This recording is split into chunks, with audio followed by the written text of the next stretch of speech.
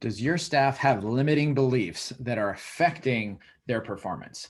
If they're like most people, they do.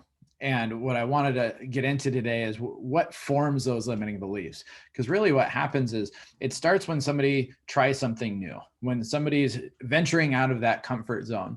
When you start something new with any degree of difficulty, you're generally not going to be good right off the bat.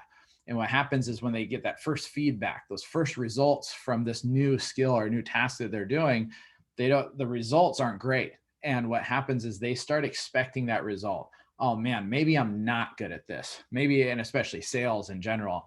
Oh, maybe I'm not cut out to be a salesperson. And when people get older, they have more choices.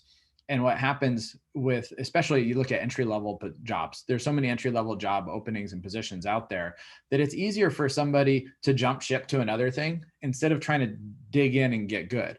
So what happens if they try something new, like a sales position at your business, and their first results aren't good, they say, I just can't do this. I'm just going to go do something else that seems easier to me, right? But you don't want your staff just jumping ship because their first results weren't great, right? They don't think they can sell, or whatever limiting belief is based on. And this is where the skill is created. When they start really spending the time of, okay, those results weren't what I really wanted. Let me get better at it. That goes back to the win-learn mentality that we had talked about before. And so to handle this with your staff, there's a few things you can do. It's all about framing their mindset. And the first thing is help them set realistic expectations for what their results should be. Show them what their results should be when they start, and then how they grow. You will never have anybody quit whose expectations or whose experience meets or surpasses their expectations. That's what you want to focus on, is that their experience working the job at least meets, but you want to try to have that surpass their expectations of the job. Because when their experience doesn't match their expectations, that's when you have staff turnover. That's when you have people quitting. I just can't do this. This is tougher than I thought it was.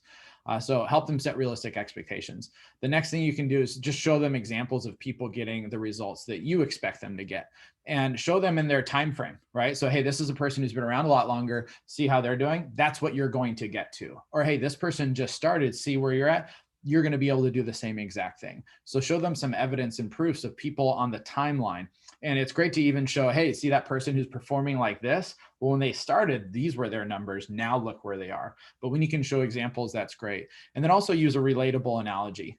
This is one of my favorite analogies that I've used hundreds of times, is when you have, especially if you have a staff member ready to throw in the towel. It works better if you start before they get to that point.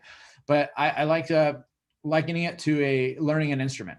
So if somebody's having trouble, they're a little down because their results weren't very good. I say, hey, have you ever played an instrument before?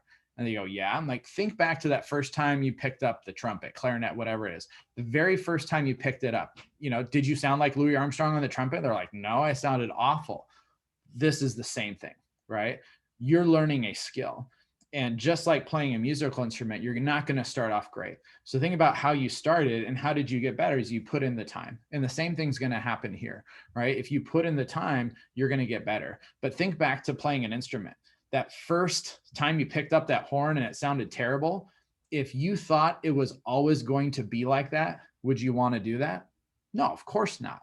But you knew that you were going to get better. And so you stuck it out. And that's what I suggest you do here, is your first results aren't going to be the same results that you're going to get a week from now, a month from now, a year from now, however long your time frame you want to promote with them is.